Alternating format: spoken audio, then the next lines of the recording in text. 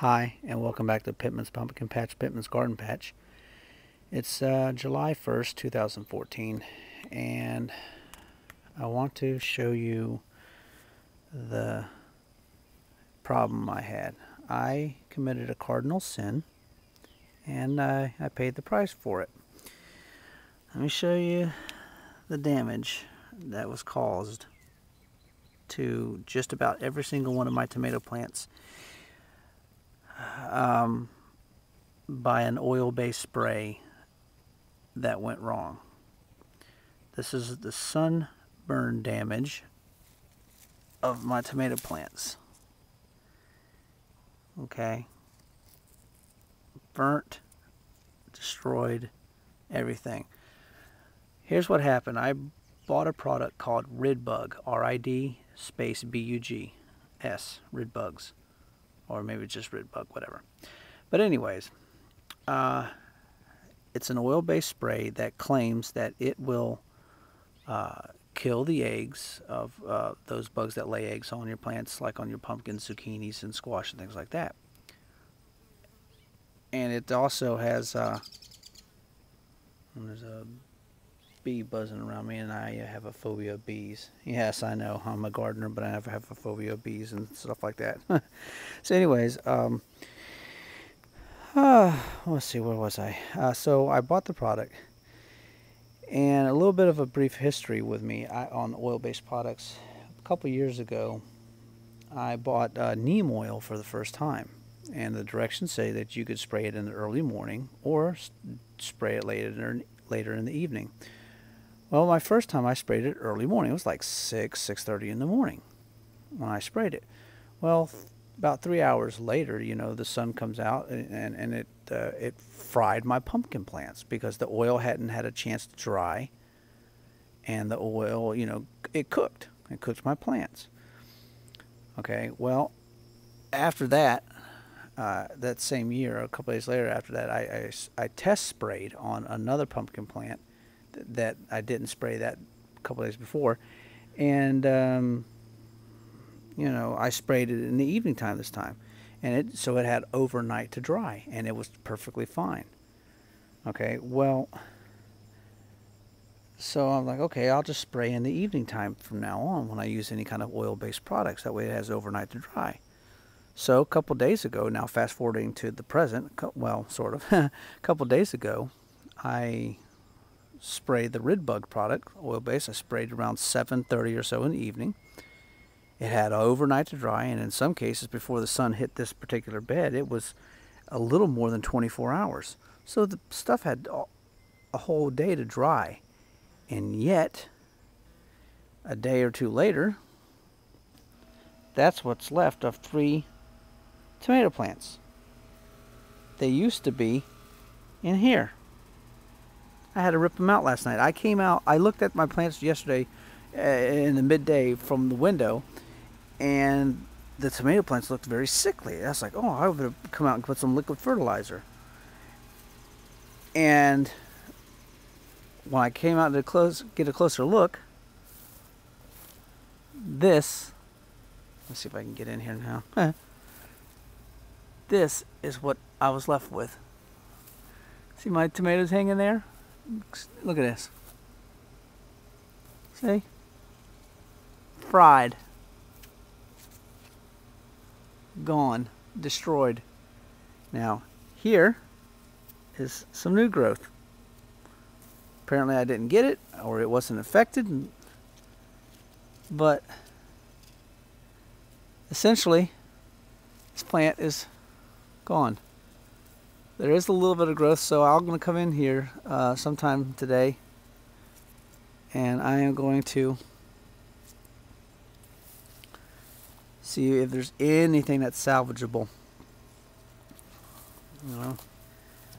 There's a couple suckers like this that appear to have survived, but it has really wrecked my tomato crops. And to show you what it did to a couple other plants, Let me take you over to my squash and zucchini. Oops, passed right by the zucchini. Now, here's what's odd. The zucchini plant, let me show you close up. This, look, okay. This is my zucchini plant. There's my one zucchini. And look at this. Hear that? Crispy, you know? Look at that.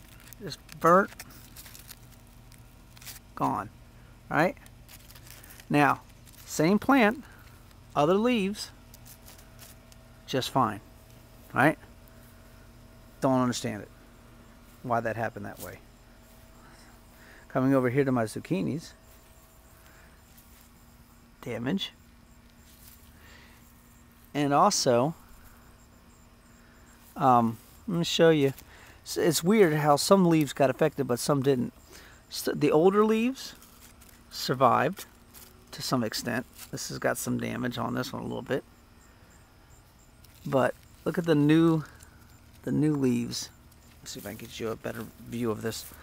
The new leaves, all curled under, shriveled up. Look at this. You know all that crunchiness? These are brand new leaves that should be all nice and fuzzy and tender and soft, and still, instead, they're damaged. Even the brand new leaves right here, coming curled under. See, look at that. Just jacked up. That's my straight neck squash. And here's my crook neck. It seemed to fare a little bit better.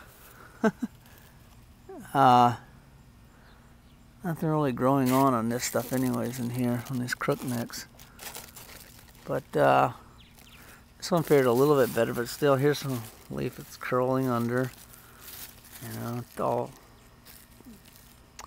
So, look at that. See, there's a good example right there. Look at that leaf right there.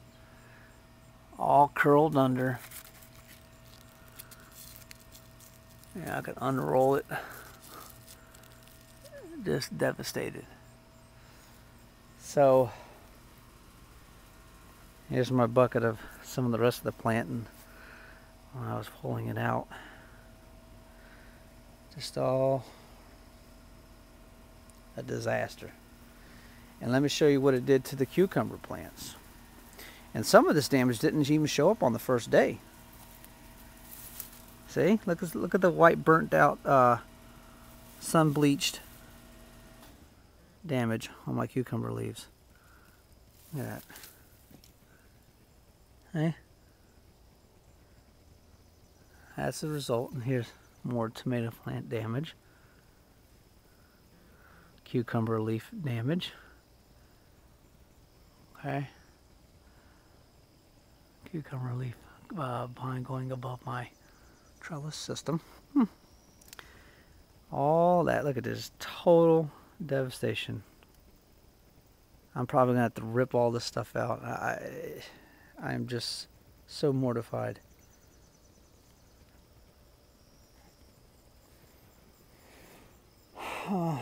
So anyways, my mistake, my cardinal mistake that I made was this. Yes, I allowed for at least 24 hours for the stuff to dry. That was not the problem. I think I may have put an extra half of an ounce of the oil in my 2-gallon sprayer. I followed the directions, but I think I may have put an extra half an ounce of oil. So I don't think that could have been the problem. Half an ounce, it just doesn't seem to make sense. Here's what I think happened. My mistake was, my sin was, is that I didn't test spray the product.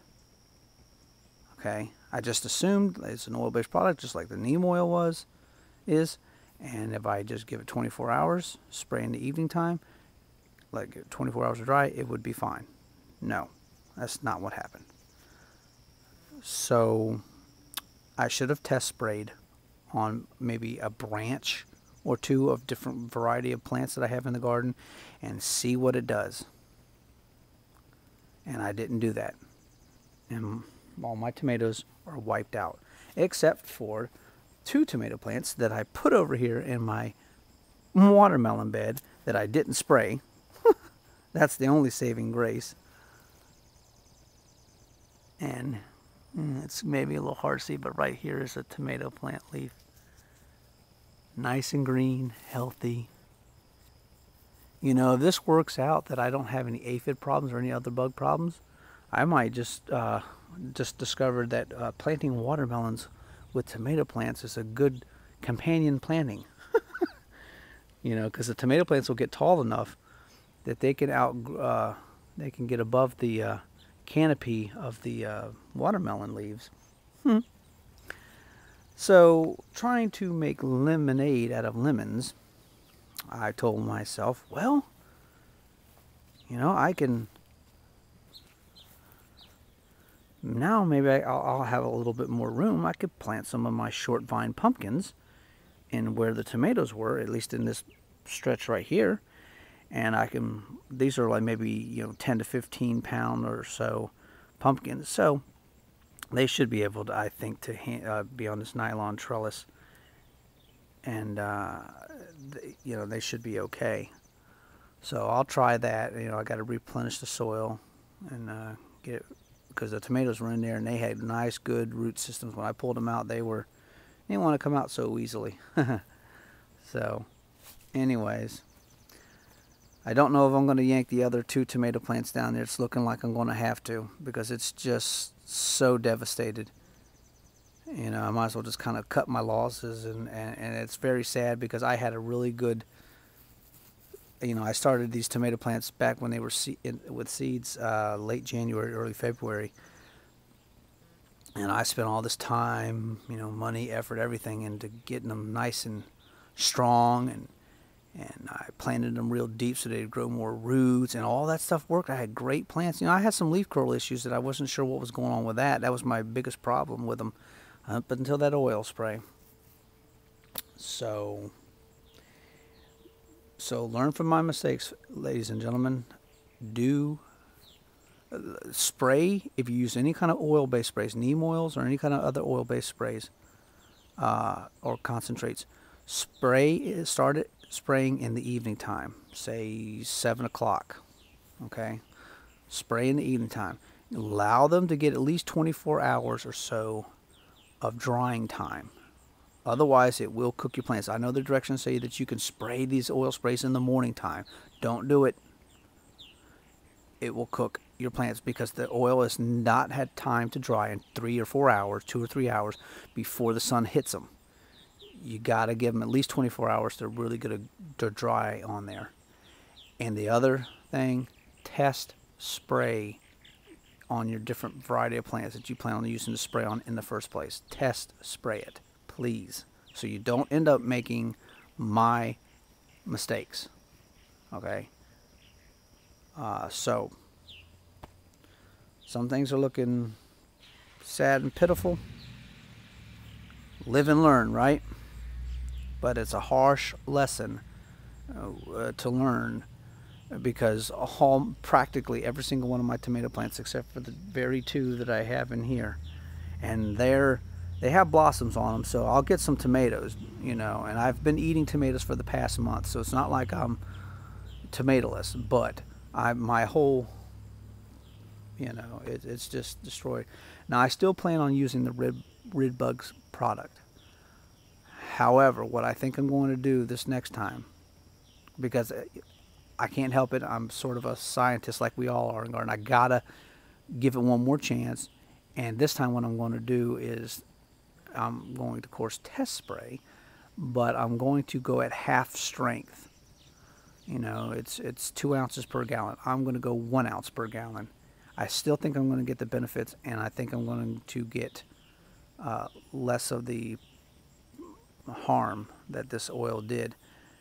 And I don't know, maybe that extra half ounce of oil that I used may have made a difference in this. I don't know. But I am going to go half strength and test spray and see what happens. Okay, so okay, so anyways, from Pittman's Pumpkin Patch, Pittman's Garden Patch. Sad, sad, sad. Y'all have a good one now, okay? Bye.